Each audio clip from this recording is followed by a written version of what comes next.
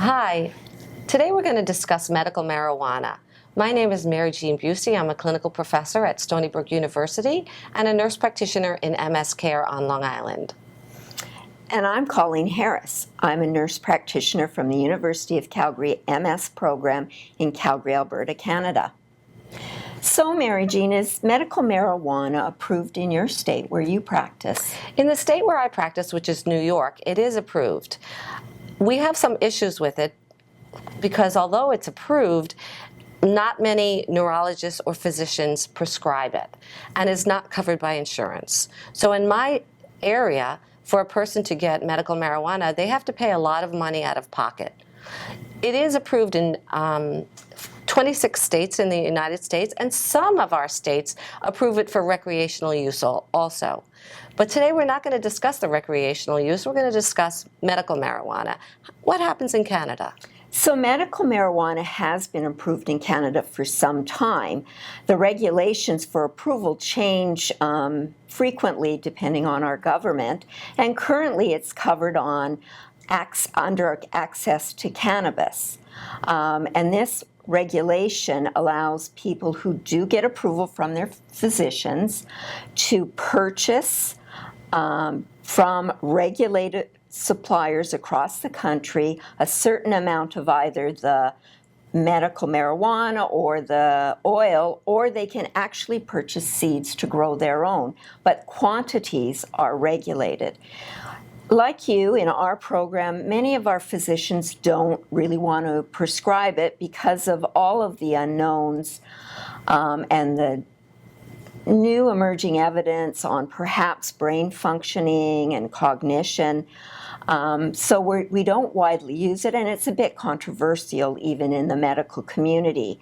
Certainly, most health providers don't like approving inhaled forms because of what we already know about irritation from tobacco smoke. And so we, in our clinic, don't prescribe a lot of medical marijuana, but patients do obtain it from some family physicians and other physicians who are more specialized in pain management and cancer care. So I guess one of my thoughts about medical marijuana is at least the THC and the CBD is regulated, even in my state. When our patients get marijuana from somebody else that it's not regulated for, they have problems, and it may affect their cognition more than they'd ever thought. And the high is not regulated. So it's a big concern for us. Very frequently, I have patients who tell me they smoke marijuana 2, 3, 4 times a day. And they'll say to me, and it's legal in Massachusetts, and it's probably going to be legal in New York. But for people with MS, I become concerned about their thinking skills. If their thinking skills are off a little bit, this will impact them even more. Bodily function, however, patients will tell us, will tell me, oh, I feel better because I have less pain, I have less spasticity. Do you know anything about research that's been shown about that? So there has been research done in MS for the use of marijuana, but research is very difficult to do in this field. Number one, because of the varying legality reasons around the production of marijuana for research purposes. Also because placebo effect is high in any research study. It's very high when you investigate marijuana. And another reason is you try to produce a certain amount to regulate the amount of THC in these products. But you don't get a perfect mix. And so doing a study is very difficult to prove conclusively. But there have been studies with oral formulations, with a mucosal spray. And what the evidence shows us is that marijuana or cannabis is effective for patient-report measures for the treatment of pain, for the treatment of spasticity, for the treatment of bladder urgency. Although it doesn't impact incontinence, it does reduce the number of voids. But the problem is these are all subjective measures. Right. And so it's really hard to get that objective evidence for widespread approval. So it remains a difficult substance to regulate, even with government regulations. But the patients do report benefits. They feel better, particularly with pain. And it's hard to argue with not being able to relieve suffering Right. in this disease with the neuropathic pain. It was also looked at tremor, and tremor you can maybe look a little bit more objectively at the impact of it. And if to the observer there was no impact on tremor in MS, but to the individual with MS, they felt they were improved. So I think this points to some of the struggles we have with approval and supply and comfort in prescribing this substance. And I feel like there's a problem with dosage.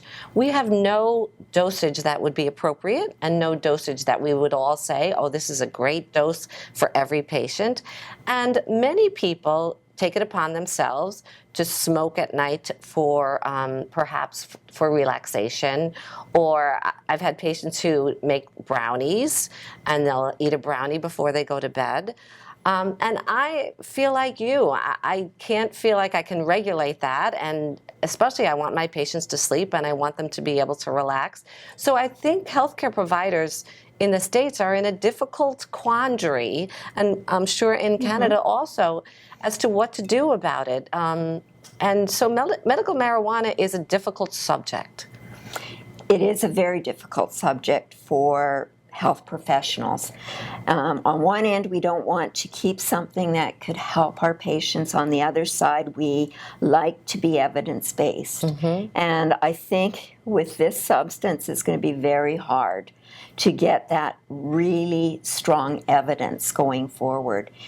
And as one of my patients said to me, don't worry about medical marijuana, just approve it for everyone and we can use it like we do alcohol, sparingly when we should. We wouldn't drive when we have consumed it or inhaled it. And I often feel that it's my patients are very wise. Yeah. They too appreciate the complexities that we face. But what kind of adverse events do you worry about the most with your patients who use it? So if you inhale marijuana, we always are concerned about anything that's inhaled, similar to cigarette smoke. The cognitive problems, the thinking problems is what I worry about the most. If you get in a car after smoking marijuana, I worry about your ability to think properly, especially for any kind of driving where you might be having to, immediately do something. And so that perhaps could be slowed. Plus, if you do have cognitive issues, this may impair them even more. So that's a concern for me. And I try to explain that to my patients. There's no judgment with marijuana anymore. It used to be something that used to be, oh my gosh, it's illegal, why are you doing that? There's no judgment. There's just a discussion now. And I really feel that most healthcare providers do discuss this with their patients thoroughly. And I think people should be very comfortable in telling their healthcare providers that they're using marijuana, besides medical marijuana, other marijuana that they might be using. I think it's very important to share that with your healthcare provider. I think you're very right, because marijuana can interact with other medications. And that's another problem in that it can potentiate the effects of some. And then my patient who may think they're not inhaling or ingesting or taking too much marijuana may in fact be potentiating the effects of some other medications. So I do treat it as a drug, and I do keep my judgments away from the situation. We want to know what our patients are utilizing to manage their symptoms and be very non-judgmental.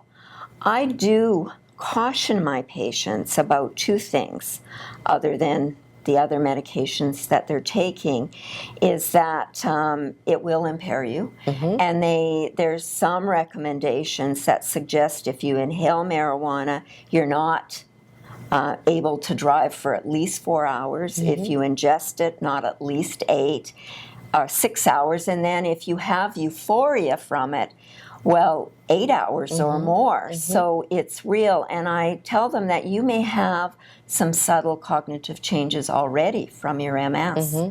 And so you have to be very, very careful about that. So those are my big concerns. And so I think the take-home message to our patients and other people is that marijuana is a drug. It's not just a recreational thing that we can do without thinking about it. It is a drug, and it may impair you worse than we already, more than we already would want you ever to be impaired, and it may impair your driving, and it may affect other medications that you take. So don't forget that, and make sure that your healthcare provider is very aware of all the medications and drugs that you may be taking.